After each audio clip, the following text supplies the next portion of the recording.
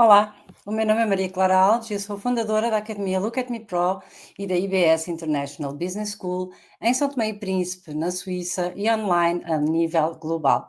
A nossa instituição opera nas áreas de formação, consultoria para empresas e ainda na formação e orientação, coaching de recursos humanos. Oferecemos formação pedagógica de formadores, modelo europeu e modelo lusófono, adaptado a cada realidade. Fazemos certificação CEFR em línguas estrangeiras, no quadro comum de referência para as línguas da União Europeia, desde o nível A1 ao nível C2, consultoria empresarial e cursos superiores europeus, um diploma suíço de caráter privado, nomeadamente ao nível do Foundation Degree, bacharelato, mestrado, MBA e DBA, entre outros, ao abrigo da Convenção de Bolonha, do Tratado de Lisboa e da Convenção de Haia, que conferem um suplemento do diploma, além do diploma europeu, que atribui 60 ECTS créditos por ano. Na semana passada, iniciamos a segunda Masterclass sobre a história da Europa, mais concretamente da União Europeia, o Brexit e o caso da Suíça. Eu vou começar a projetar então.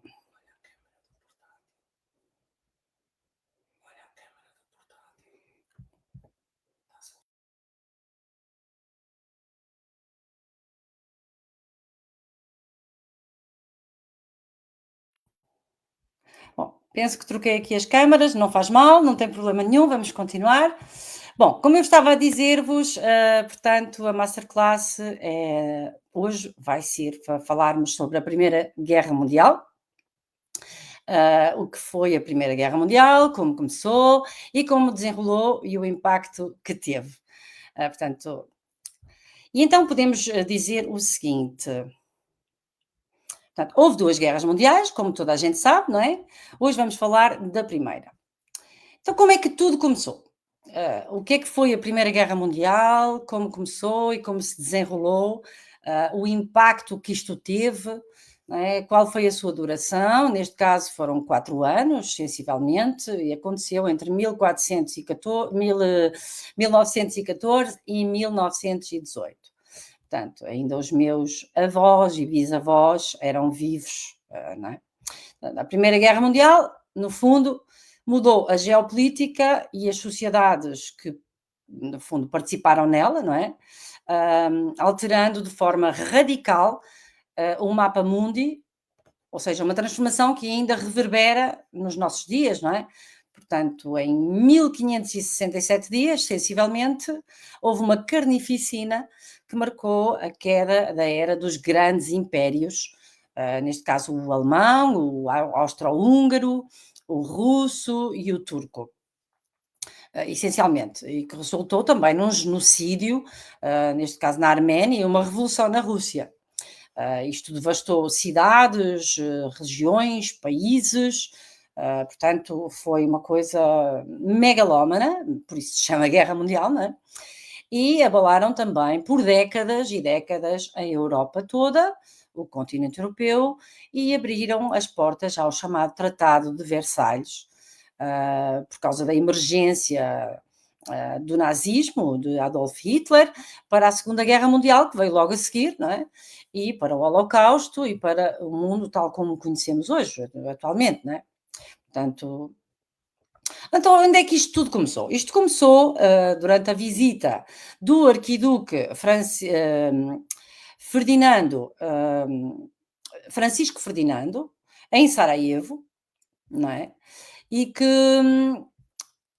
houve um senhor, um jovem, chamado Gravilo Príncipe, que foi um dos conspiradores do regime da época, que disparou 2 tiros fatais contra o arquiduque e contra a sua esposa Sofia. E os tiros foram disparados à queima-roupa e atingiram, portanto, o arquiduque Ferdinando no pescoço e a duquesa Sofia no abdômen, e resultou na morte de ambos, portanto.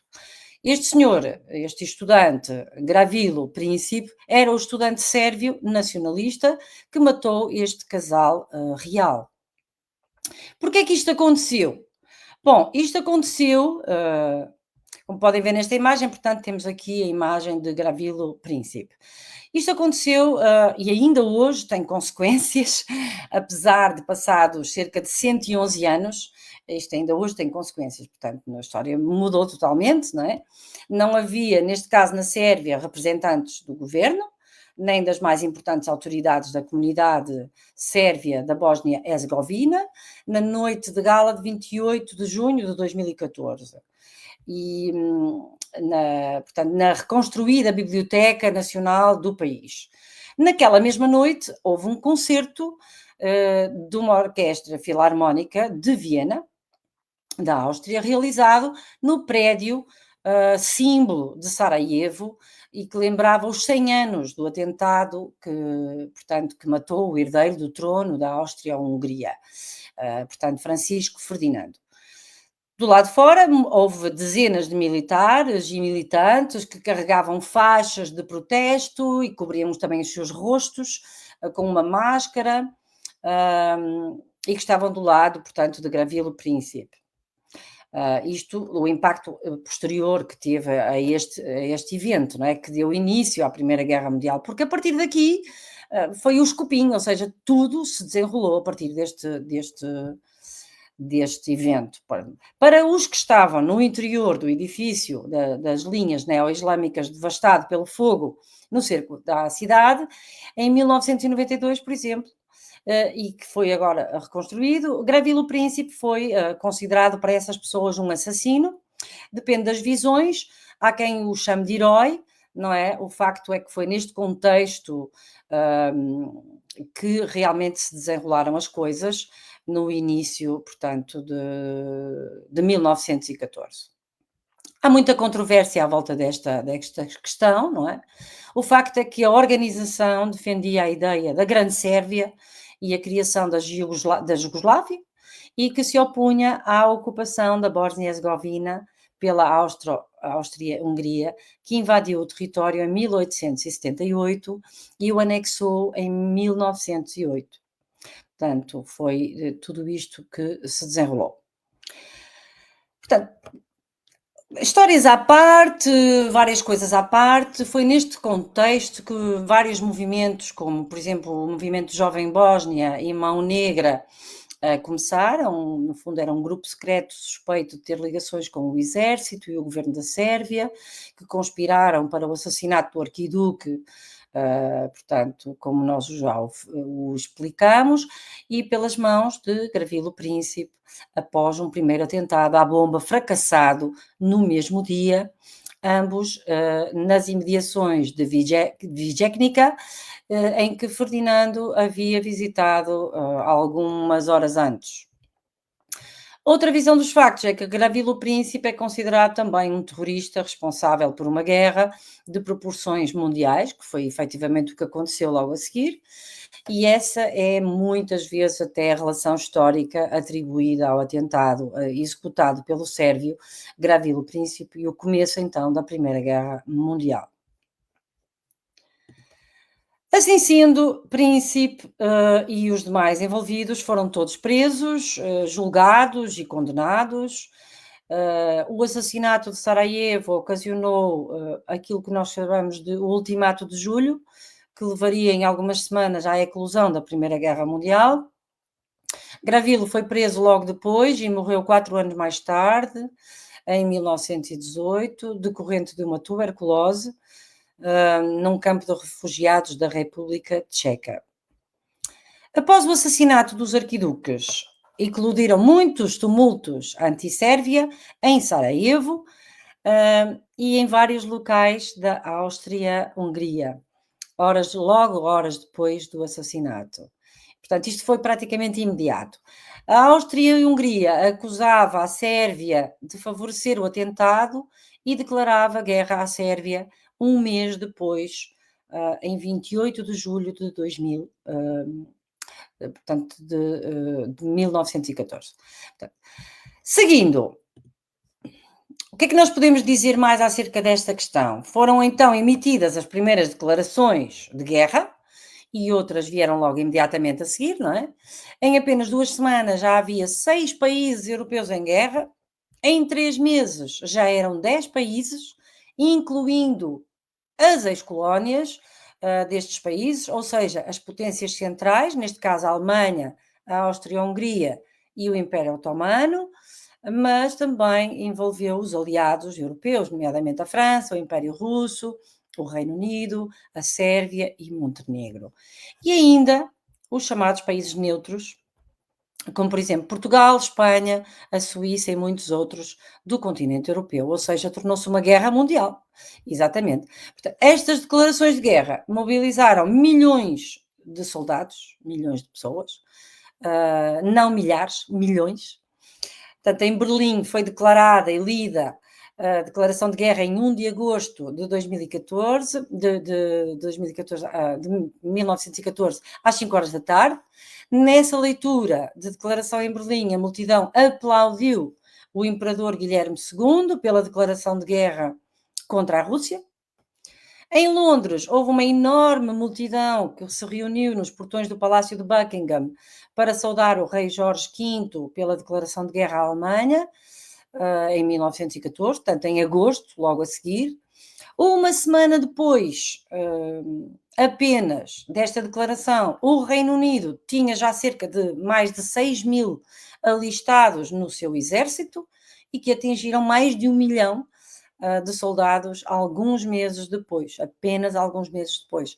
E no final do mesmo ano, de 1914. Todos os homens eram com idades compreendidas mais ou menos entre os 18 e os 41 anos, que se podiam alistar. No final da guerra, esse limite de idade ultrapassou e passou até 51 anos, dado a haver tantas baixas, não é? Assim sendo, uma coisa, portanto, isto foi uma coisa inacreditável e dolorosa, super rápida, não é? Existem muitas fotografias de soldados a partirem para a guerra um pouco por toda a Europa. Basta pesquisarem na internet e consultar até nas bibliotecas, um pouco por toda a Europa. Há muita matéria e massa crítica para pesquisar e investigar nesta matéria, portanto, quem for um curioso sobre as grandes guerras, é interessante, porque realmente há muita matéria para consultar.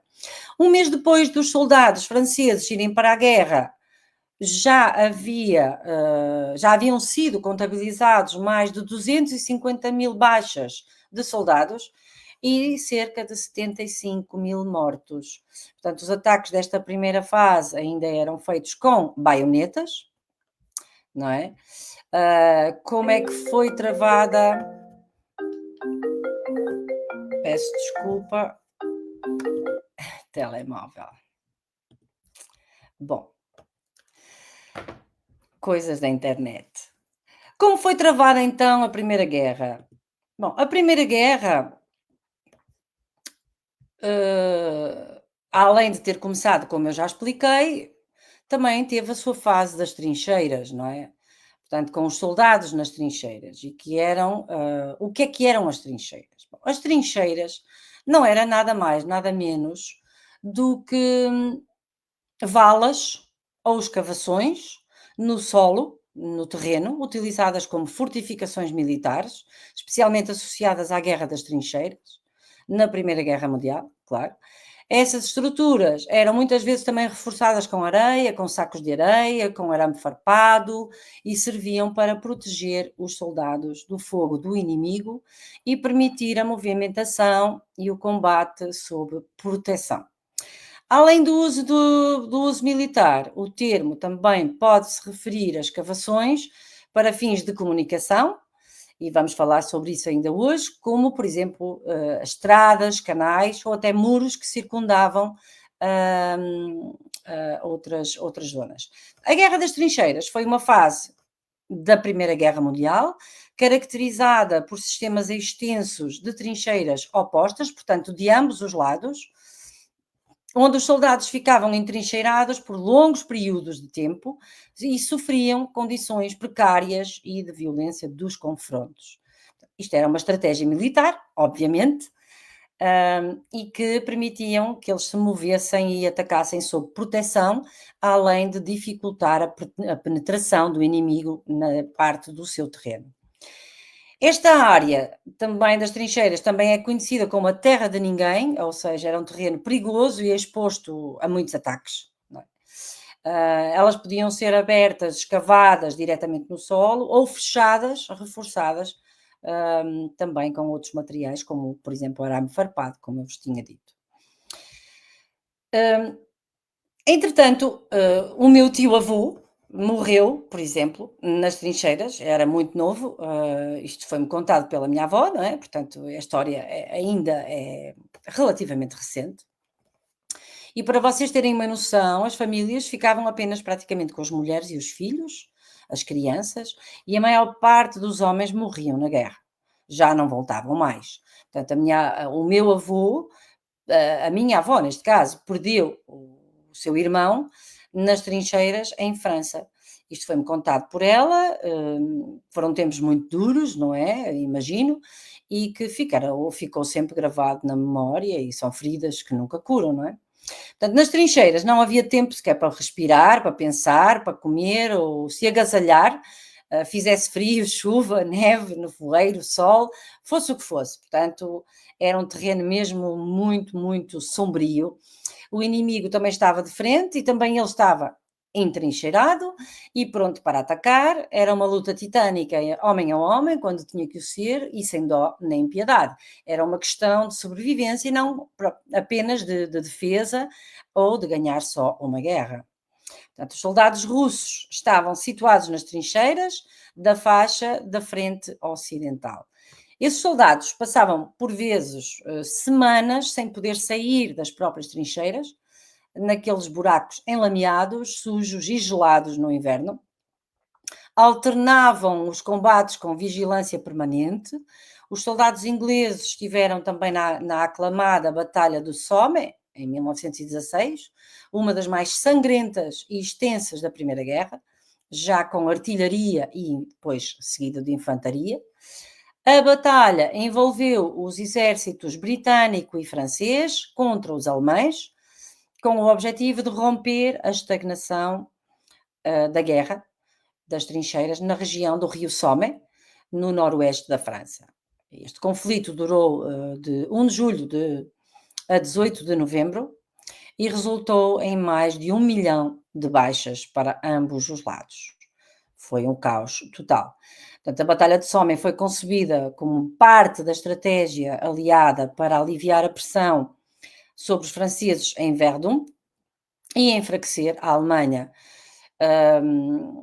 Mas ficou ali num impasse, com nenhum dos lados conseguindo avanços significativos, neste caso, não é? Os aliados decidiram realizar ofensivas simultâneas contra os alemães, incluindo esta operação no Somme, ao longo do rio Somme. A batalha começou com um intenso bombardeamento de artilharia britânica, seguido por um ataque de infantaria. O primeiro dia desta batalha foi desastroso para os britânicos, porque tiveram cerca de 57 mil baixas, incluindo mais de 19 mil mortos, sendo o dia mais sangrento da história militar britânica. Apesar de todas estas situações, a ofensiva continuou durante meses e com combates brutais em trincheiras e ataques com tanques. Os aliados não conseguiram propriamente um avanço decisivo, a batalha tornou-se uma guerra de atritos, com muitas perdas humanas, e não resultou também no tal avanço estratégico significativo para os aliados, mas demonstrou a capacidade e a resistência e adaptação das tropas britânicas. Este conflito foi extremamente custoso, com mais de 1 milhão de baixas dos dois lados, como eu já tinha dito. Esta batalha é lembrada como um exemplo da brutalidade e do sofrimento da Primeira Guerra Mundial, com milhares de jovens soldados perdendo as suas vidas num combate que não fazia sentido. Isto é um facto. Há filmes e documentários bastantes sobre esta questão. Um deles é o filme The Battle of the Somme, que mostra precisamente os horrores desta guerra. Portanto, a Batalha de Somme continua a ser um marco importante na história militar e um lembrete dos horrores da guerra moderna, Somme fica no rio Somme, como eu disse, no nordeste da França, logo acima de Paris e não muito longe da Bélgica, na zona de Amiens, ou por ali, nessa zona. Portanto, eu também nunca vou saber aonde é que o meu tio-avô, infelizmente faleceu ao certo, mas provavelmente se pudesse investigar, penso que até seria possível talvez descobrir. Ah, no facto, nestas trincheiras o que é que acontecia? Quando a ordem era para avançar, os soldados tinham de sair das trincheiras, daqueles buracos enormes, quisessem ou não quisessem, e assim enfrentar o inimigo em campo aberto. Morreram milhões de soldados. Foi uma época também de inovação militar, onde vários dispositivos de guerra, foram, introduzidos e vários modelos que foram desenvolvidos, nesta época e nesta guerra. Na Batalha de Verdun, em 1916, a leste da França, os alemães testaram e usaram o lança-chamas, por exemplo, pela primeira vez, era carregado às costas. Foi isso também, que a Primeira Grande Guerra proporcionou, portanto, revolucionou o avanço tecnológico do armamento, tal como agora atualmente, por exemplo, temos os drones, não é? E a inteligência artificial associada. As guerras servem muito também para isto. Portugal, neste caso, é muito importante em matéria militar no desenvolvimento tecnológico de drones, como toda a gente sabe, e não apenas para a guerra. Em cada guerra atualizam-se e melhoram-se armas antigas e inova-se com a criação de outras mais avançadas. É isto que acontece. Portanto, na Primeira Guerra Mundial, as metralhadoras, os tanques, os canhões e os obuses foram muito usados, se virem nestas imagens, e tiveram um papel decisivo nesta guerra. Isto foi confirmado pelo papel da artilharia de guerra, que foi responsável por 75% das baixas e dos feridos de guerra. Do mesmo modo, também as munições foram em grande escala, em gigantesca escala, em que, por exemplo, há registros e fotográficos, nomeadamente do rei Jorge V do Reino Unido, que foi um dos que impulsionou bastante esta indústria de munições, e as mulheres tiveram um papel importantíssimo porque trabalhavam nestas indústrias bélicas e nas metalúrgicas. Portanto, as mulheres também tinham essa função durante este período de guerra. Porém, a arma mais horrível desta guerra foi o gás venenoso. Gases que foram utilizados e que assim se iniciou aquilo que nós chamamos hoje de guerra química. Portanto, sim, foi na Primeira Grande Guerra que isto começou. Portanto, o gás lacrimogéneo cegava o inimigo, os soldados usavam máscaras, mas ainda assim, na altura, no início, sem grande proteção. Um exemplo disso foi a Batalha de Sterres, em 1918, nos Altos da França, em que os soldados ficaram literalmente cegos e não conseguiam combater. Havia também o gás clorídrico, ou seja, à base de cloro, e o gás mostarda, que além da cegueira queimava toda a zona visual e facial, a pele e atacava fortemente a toda a parte respiratória. Portanto, as queimaduras eram chocantes e muito dolorosas, e por esta razão a indústria de máscaras e roupa de proteção foram também desenvolvidas muito nesta altura e ajudaram, assim também, de certo modo, dentro do possível, muitos dos soldados a se protegerem destes gases. Em 1015, entre 1915 e 1918, chegamos também ao avião. Vou aqui partilhar uma imagem. Ao avião e não só, e outros veículos, e aos balões dirigíveis, os chamados zeppelins, que já tinham sido desenvolvidos 10 anos antes, mas desta guerra, mas que agora também eram utilizados pela primeira vez em campo bélico na frente de combate. Portanto, no início eram usados mais para até observação. Os soldados americanos eram bastante frequentes no uso destes veículos da Primeira Grande Guerra. Depois vieram as aeronaves e começaram a levar bombas e a lançar nas cabeças dos inimigos. E o tão célebre, balão dirigível que eu vos estava a mostrar há bocado, portanto, isto é um dos aviões da época, não é? O balão dirigível, alemão Zeppelin bombardeou, por exemplo, Londres e Paris em 1915 e este foi o primeiro bombardeamento aéreo oficial da história, segundo consta nos registros. Os aviões de seguida substituíram então os balões Zeppelin, portanto, os aviões substituíram os balões de Zeppelin e nesta altura foram usados, por exemplo, o avião alemão Fokker D-7, considerado pelos aficionados como o melhor caça biplano da Primeira Guerra e que possuía 2 metralhadoras, certo? Bom, com todo este armamento e artilharia, as batalhas ficaram ainda mais sangrentas e mortais. Os aviões davam o suporte a quem estava na frente de batalha, em terra, e isso podia ser visto, por exemplo, na Batalha de Cambrai, em 1917, no norte da França, entre ingleses e alemães. No meio de tanta guerra, claro que as perdas materiais também foram incalculáveis, com cidades completamente destruídas. Do mesmo modo, as florestas e os campos de cultivo também foram devastados. Os soldados eram enterrados em valas comuns, sendo que uma grande maioria nem sequer eram identificados. Também por mar, depois houve inovação, certo? Portanto, o que é que aconteceu nesta altura? Vários marcos importantes. O submarino foi introduzido nesta fase.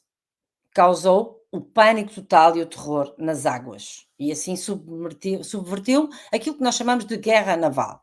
Portanto, os pioneiros na guerra naval foram os alemães e existem registros de que a Alemanha, antes de começar a guerra, já tinha cerca de 29 submarinos e quando a guerra terminou, tinham mais de 360.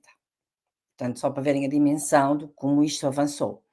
Portanto, só o submarino SMU-35 afundou cerca de 230 navios e cargueiros e tornou-se o caso de maior sucesso da Primeira Guerra por causa deste feito. Portanto, era implacável, certo? Entretanto, também ficou esta época marcada pelo bombardeio total e brutal do navio britânico de passageiros, que eu vou procurar aqui a imagem, se eu encontrar, mas não. Ok. Ah, está aqui está. Portanto, ficou marcado também pelo bombardeio brutal do navio britânico, a Lusitânia. Hum, Portanto, era um navio de passageiros, isto foi em maio de 1915, e foi de tal modo chocante que causou emoção a nível mundial. Portanto, o navio foi torpedeado por um submarino alemão, próximo da costa da Irlanda, resultando na morte de quase 1.200 pessoas. Portanto, foi um incidente crucial na Primeira Guerra Mundial, pois contribuiu para a mudança da opinião pública nos Estados Unidos, que posteriormente entrou então na guerra ao lado dos aliados. Portanto, isto também foi importante. Claro que também a inovação em termos de informação e comunicação ocorreu nesta guerra, não é? Como em qualquer guerra. Portanto, o que é que aconteceu a seguir? A seguir, nós tivemos então o telégrafo, que foi inventado em 1844 por Samuel Morse e foi utilizado nesta guerra. Portanto, foi criado o código Morse, usado mais tarde por muitos, não é? E que foi fundamental no que diz respeito à comunicação e à informação. Embora a telegrafia sem fio tenha começado, portanto, também com as forças militares, não é? O facto é que o telégrafo foi muito usado também e foi instalado, por exemplo, uma central, em 1918, em Paris, uma central de telégrafo. E tudo isto era estratégico, não é? E tudo isto antes dos telefones. Portanto, a França ainda hoje é uma potência de guerra, como todos sabemos, mas também as tropas turcas, que usavam o heliógrafo, por exemplo, era um telégrafo solar sem fio, em combinação com o código Morse, refletido por um espelho, era assim uma coisa fora do comum. O telefone já foi usado também mais tarde. Nessa época também houve o envolvimento também de soldados japoneses na guerra. Portanto, como eu disse, era uma guerra mundial, não é? E os soldados, em geral, por estarem isolados nas trincheiras, era propício aos soldados usar linhas telefónicas, como é óbvio. Eles passavam lá semanas, portanto, dava muito jeito ter os telefones ali para comunicar. O rádio também foi inventado mais tarde, portanto, mais tarde, peço desculpa, em 1901, e era alimentado por soldados a pedalar para dar energia ao aparelho. Portanto, eles pedalavam numa bicicleta para dar energia ao rádio. Portanto, o rádio também foi usado, mas mais ao nível de navios e não propriamente em terra. Também os pombos-correio. Os pombos-correio também eram muito usados e isso já vem há séculos, como sabemos. Portanto, dizem que em 1918 havia cerca de 20.000 pombos de correio a serem usados na guerra. Os ingleses treinavam muito bem estas aves. E como é que isto funcionava? Bom, o pombo levava um cartucho preso com uma mensagem que levava a alguém do outro lado. Eles foram muito usados, por exemplo, na Batalha de Amiens, em 1918, e muitas vezes eram até lançados a partir dos tanques de guerra. Todas as ex-colónias enviaram também muitos soldados, mas também enviaram matérias-primas e sofreram combates nos seus territórios, como por exemplo o caso da colónia alemã na Tanzânia, em 1915. O Senegal também foi um país que serviu na Batalha de Verdun, em 1916. O exército britânico, que tinha muitos soldados recrutados na Índia e que participaram também na tomada de posse de Bagdá, na Mesopotâmia, na altura ainda do período do Império Otomano. Em Jerusalém, os soldados alemães, na campanha do Sinai da Palestina, travada entre soldados britânicos e otomanos, e que os alemães apoiavam, no caso, do lado dos otomanos, não é? Portanto, existem até fotografias da faixa de Gaza onde os soldados otomanos usavam armas alemãs, já naquela época. Portanto, são tudo curiosidades da guerra, interessantes, para poder juntar os pontos, neste caso, né? Portanto, as tropas otomanas usavam também camelos para se locomoverem. Naquela altura não existia praticamente nada daquilo que existe hoje naquela zona da faixa de Gaza. Entretanto, no dia 9 de setembro de 1918, o rei Guilherme II da Alemanha abdicou então do trono após muita morte, muita destruição e foi proclamada a República. 2 dias depois, imediatamente a isto, assinou-se o armistício com a Alemanha e foi o fim da Primeira Guerra Mundial. Portanto, isto assim em resumo sobre a Primeira Guerra Mundial, os marcos mais importantes, a evolução tecnológica, a questão das baixas humanas, as condições da guerra, os interesses envolvidos, como tudo começou a partir essencialmente de Sarajevo, até culminarmos portanto, no final desta guerra. Na próxima masterclass vamos falar da Segunda Guerra Mundial. Da minha parte, agradeço mais uma vez pela vossa presença. Não esqueçam de dar um like, subscrever o meu canal no YouTube, no X, no Instagram, no LinkedIn, no TikTok e Facebook e sigam o nosso website em www.ibs-futureeducation.com. E agora a minha tip final, para descontrairmos um pouco, que é a seguinte: porquê é que os portugueses contam a história de Portugal aos seguidores no X? Porque acham que cada post sobre os descobrimentos vai viralizar, mas só recebem likes da avó e do primo. Obrigada e uma boa noite. Tchauzinho.